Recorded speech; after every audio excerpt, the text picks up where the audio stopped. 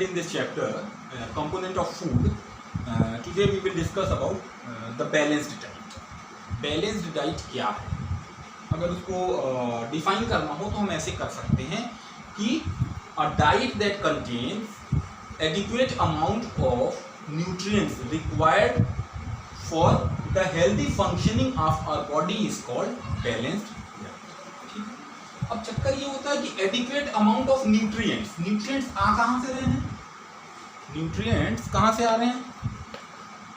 ये आ रहे हैं फूड से, और फूड जो है उसको हमने ग्रुप करके कैटेगराइज करके रखा हुआ है। कौन कौन से ग्रुप की फूड हम लेते हैं? मिल्क ग्रुप लेते हैं, ग्रेन ग्रुप का फूड लेते हैं, इसके अलावा और क्या लेते हैं? इसके अलावा हम लेते हैं fruits and vegetable group, fruit and vegetable group, ठीक है। इसके अलावा और क्या लेते हैं हम? इसके अलावा हम नॉनवेज खाते हैं तो लेते हैं मीट ग्रुप। यही फूड हम लेते हैं। अब मिल्क ग्रुप में कौन कौन सी चीजें हैं? मिल्क ग्रुप में एक तो मिल्क आया, इसके अलावा बटर, चीज, है ना। ग्रेन ग्रुप में वो ग्रेन्स जो हम खा रहे हैं। फ्रूट्स एंड वेजिटेबल्स में फ्रूट्स और वेजिटेबल्स है जो हम खा रहे हैं। मीट ग्रुप में फिश है, अंडा है, ये सारी चीजें, एग्स वगैरह सब हम इसके अंदर रखते हैं, ठीक।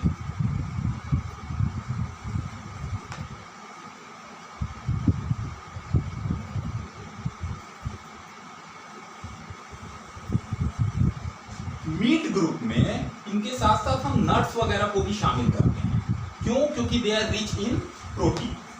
अब ये जो फूड है, ये जब हम एक प्लेट के अंदर लेके खाने जा रहे हैं तो किसका कितना अमाउंट होना चाहिए, कौन सा फूड कितना ज्यादा मात्रा में लेना है और कौन सा फूड हमको कम मात्रा में लेना है, इस चीज को मिला करके हम बनाते हैं बैलेंस्ड डाइट, ठीक।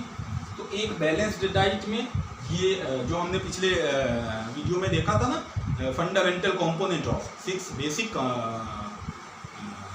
कंपोनेंट ऑफ फूड, तो वो सारी चीजें हमारे फूड में शामिल होनी चाहिए। मैंने बताया था कि मिनरल्स, विटामिन कम मात्रा में चाहिए होते हैं, प्रोटीन्स की रिक्वायरमेंट कब ज्यादा होती है? ग्रोइंग एज में बहुत ज्यादा होती है ना, और बड़े होने के बाद भी प्रोटीन हमारे फूड में होना चाहिए, क्योंकि damage of sale, repairing of sale, इन सब चीजों को ओवरकम करने के लिए आवर बॉडी नीड प्रोटीन, ठीक है। तो अब बैलेंस डाइट जो है, इसका क्या फंक्शन हुआ? बैलेंस डाइट जो है वो क्यों जरूरी है? बैलेंस डाइट हमारी बॉडी के लिए इसलिए जरूरी है कि प्रॉपर फंक्शनिंग होनी चाहिए। बॉडी की फंक्शनिंग में रिलीज ऑफ एनर्जी बना करके देना, इसके अलावा और भी बहुत सारे काम हैं बॉडी के अंदर। बहुत सारे इंजरीज रोज हो रहे हैं, बहुत सारे सेल्स जो हैं वो रोज बन रहे हैं, नए सेल्स बन रहे हैं। तो इन सबों के बनने के लिए प्रॉपर एसेंशियल न्यूट्रिएंट्स जो हैं वो हमारी बॉडी के लिए बहुत जरूरी होती है। अच्छा, बैलेंस डाइट अगर हम लेंगे तो क्या होगा? इससे होने वाले क्या क्या फायदे क्या हैं?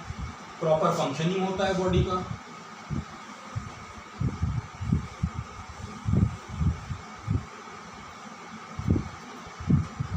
प्रॉपर फंक्शनिंग के लिए जरूरी है। और क्या करते हैं?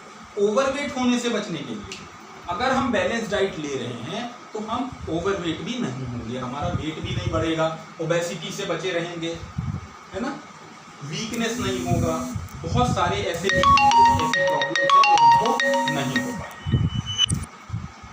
अच्छा, जब हम बैलेंस डाइट लेते हैं तो जो एसेंशियल न्यूट्रिएंट्स हमारी बॉडी को चाहिए वो प्रॉपर मात्रा में, सही अमाउंट में हमारे बॉडी के अंदर जा रहा है। ये चिल्ड्रेंस और एडोलेसेंट्स की ग्रोथ में हेल्प करता है, ठीक।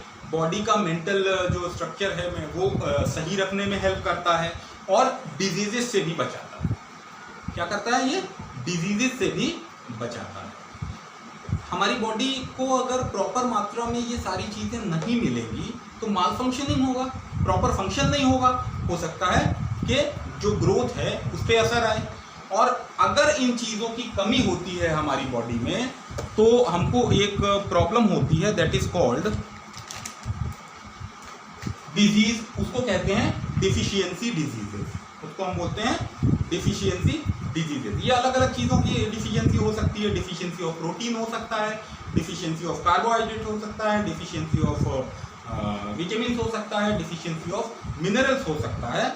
तो सबसे पहली चीज़ जो फूड के लिए हमारे लिए we have to learn that we always take a balanced diet, ठीक है, क्योंकि बहुत पुअर कंडीशंस में जो लोग रह रहे हैं वहाँ आपने देखा होगा बच्चों की ग्रोथ नहीं हो पा रही है। क्यों नहीं हो पा रही है? क्योंकि उनको जो फूड है वो प्रॉपर वे में नहीं मिल पा रहा। प्रॉपर मतलब जो बैलेंस डाइट है, किस चीज़ का क्या अमाउंट है।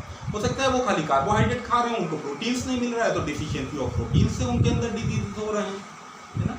जैसे अगर हमारे अंदर विटामिन ए की कमी हो जाए तो हमारी आईसाइट में प्रॉब्लम आने लगती है, ठीक है।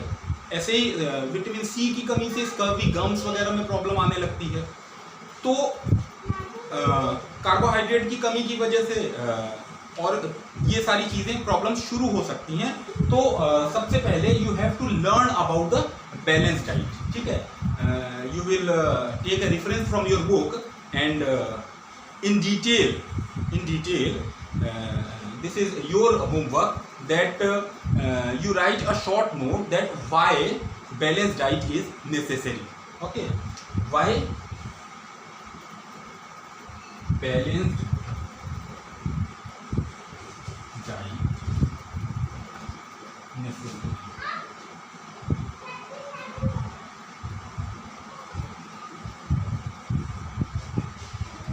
इसके ऊपर एक शॉर्ट नोट आप लिख करके लिखिए और नेक्स्ट सेशन में अगले वीडियो में हम लोग डिस्कस करेंगे अबाउट द डेफिशिएंसी डिजीज, किस मिनरल से, किस विटामिन से, किस प्रॉपर कंपोनेंट की डिफिशियंसी से कौन से रोग हो सकते हैं, ठीक है। तो see you in next video, till then keep studying.